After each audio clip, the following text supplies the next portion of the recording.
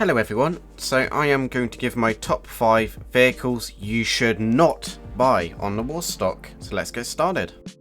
In no particular order, the first vehicle though is the Blazer Aqua, with the price of, without the trade price, it is $1.7 million, so a little bit expensive here. So the question is, why do I think the vehicle is not worth it? Well, the reason is, like, when are you going to use it? Like, it's storage in the vehicle warehouse, and yes, you can customize the vehicle. There is a VIP work you can do, and even if you collect half of the amount, pretty much about 15-16 crates, which I got to, you get somewhat of a decent pay if you compare it to the other VIP works, then sure.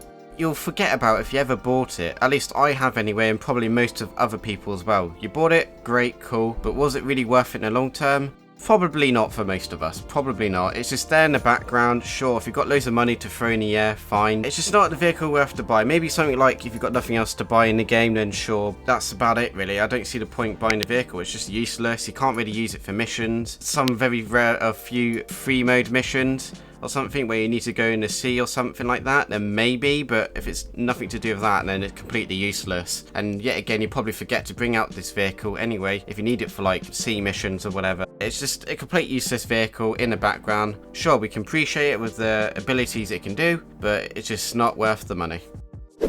Next one up here is the Rocket Voltic, with the non-trade price is $3.8 million, so very expensive here.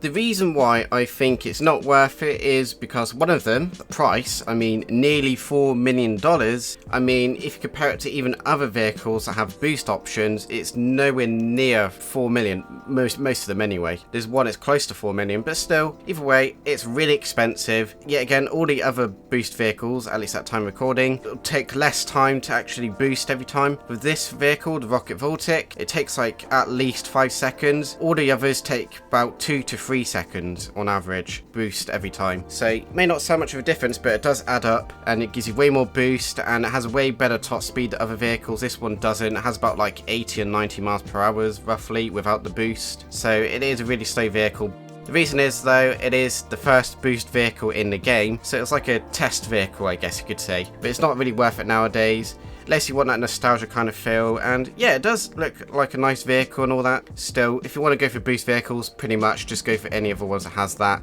You'll get way more value for your money, and plus it might have other features that other vehicles, like more better armor. It could have, you know, missiles built in, like weapons and other stuff. You'll get more value money's worth for other boost vehicles. This one's just not it anymore. And the VIP work, you do have that, and it does give you a decent amount of money, 35k, so that's good, if not really good actually. But except for that, I don't think it's really worth buying that unless you really want to do the VIP work missions or have a little bit of mess around, I guess. But in general, I just don't think it's worth it. Next up is the half track, with the price of, at non-trade price, $2.2 million. The half track does pack a very powerful gun. That's the one big factor here for this vehicle. That's what it's about as well. But except for that though, I don't see the money's worth on this vehicle. Like, the speed on it is really slow, the acceleration, you know, all that kind of stuff.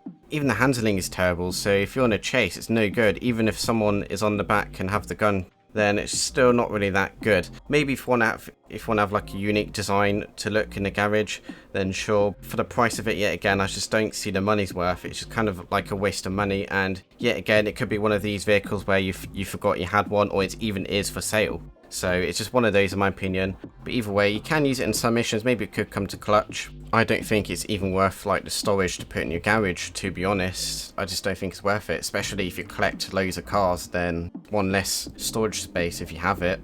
Yet again, you can get better vehicles that can just at least move around better as well, all that kind of stuff. That's how I look at this vehicle anyway. Next one up here is the technical Aqua, with the default price of $1.4 million.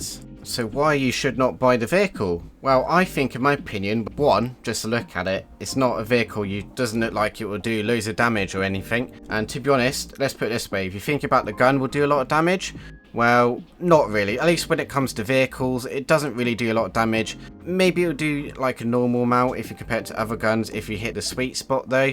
But if not, then yeah, it's a terrible gun. It's good to shoot at people, but except for that, it's not that great. If you take it in the water, which you can with this, it goes at a decent speed. It's not that fast, but it's not the slowest either, so it's okay there. Overall, I don't know, it's a vehicle warehouse vehicle anyway, and you can customize it if you'd like, if you're into that, so you can increase the speed a little bit and customize the looks a little bit, like colors and all that. It's just not worth the money. Maybe it's a vehicle if you want to play around for fun when you've got loads of money to spare, then maybe that could be the time to buy it, but except for that, I don't see the point. And as well, it does have a VIP work mission. For this VIP work, you need another person to do this. And if you do fully complete it, you do earn around about anyway $21,000. So it's not the highest earner in the VIP works. So don't buy it if you're doing it for that. Maybe it could be a little bit fun doing it, but still, I don't know, it's not the money's worth. Maybe if you've got loads of money to spare at that point, but it's not a must-have vehicle at all. Nowhere near that.